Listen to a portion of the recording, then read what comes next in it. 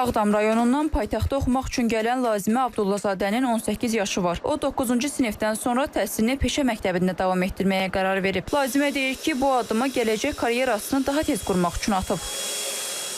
9-cu sinif bitirdikdən sonra peşə məktəbinə qəbul olduqda həm orta təhsil fənlərini, həm də ixtisas fənlərini daha dərindən öyrənirəm və beləliklə də 3 il ərzində həm attestat, həm də diplom əldə etmiş olacağam. Qənnatçı və şirniyyat çıxdıqdan sonra uşaqlıqdan həvəsim var idi yeni reseptləri öyrənməyə, şirniyyat hazırlanmasında, yəni daha böyük maraqlarım olubdu. Ölkəmizdə turizm sektorunun inkişafı, yaşayış obyektlərinin sayının çox olması, bu da gələcəkdə iş imkanlarını artırır. Azərbaycanda orta məktəbin 11-ci sinifinə qədər təhsilini davam etdirməyənlərin sayında ciddi artım var. Ekspertlər bu tendensiyanın erkən nigah və vaxtından əvvəl əmək fəaliyyətinə başlamaq kimi müxtəlif səbəblərini qeyd edirlər. Digər əsas amillər isə yeniyetmələrin kollec və peşə məktəblərinə üz tutmasıdır. Təhsil eksperti Elçin Əfəndi bildirir ki, xüsusilə peşə təhsilinə yönələnlərin sayında hər il ciddi dinamika müşahidə olunur. Burada təhsil göstəricilərinin zəifliyi və yaxud da təhsilin ümumiyyətlə imtahanları və s.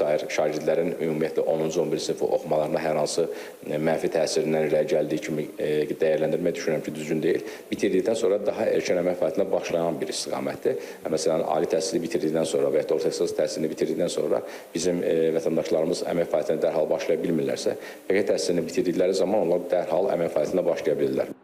Peşə təhsili üzrə Dövlət Agentliyindən aldığımız statistikaya nəzər yetirdikdə bu sahəyə maraq göstərən gənclərin sayının ilbəil artdığını görmək olur. 2022-ci ildə 9-cu sinifdən sonra peşə təhsilini seçənlərin sayı 5545 nəfər idisə, ötən il bu rəqəm rekord həddə 7934 nəfərə çatıb. Ümumilikdə son 4 ildə 9-cu sinif məzunları arasında peşə təhsilinə üstünlük verənlərin sayı 43% artıb.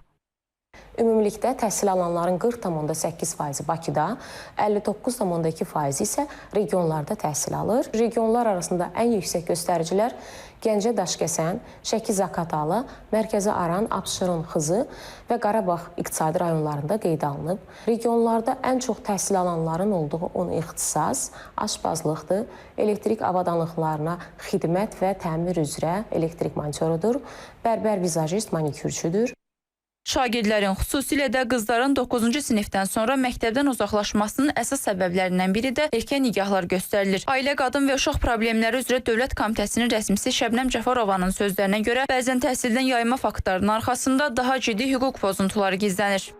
Bəzi hallarda biz əslində ucqar kənd bölgələrində bunun şahidi oluruq və bunu halın yaranmasına da valideynlər tərəfindən təəssüf olsun ki, müxtəlif bəhanələr gətirilir ki, məsəl üçün təhsildən yayınma bizim gözümüzün önündə olan bir səhnə kimi canlana bilər. Amma onun arxasında biz baxırıq ki, bu uşağın sənədi belə yoxdur, yaxud da ola bilər bu uşaq ümumiyyətcə bütün hüquqları pozulub, heç onun valideyni də deyil, onun yaşadığı ailələr, yaxud da kənar təhriklər var, yaxud da erkən nigaha cəlb olunması, erkən evliliyə cəlb olunması halı var. Bu kimi faktlar artıq işin araşdırılması gedişatında bəlli olur. Dövlət Komitəsindən həmçinin bildirilir ki, bu istiqamətdə maarifləndirmə və profilaktika əsas prioritetdir. Hədəf valideynləri məlumatlandırmaqla qızların və ümumilikdə uşaqların təhsildən yayınmasının qarşısını almaqdır. Türkanə Əlsoy, Anar Ağazadə, Namiq Ağayev, İTV Xəbər.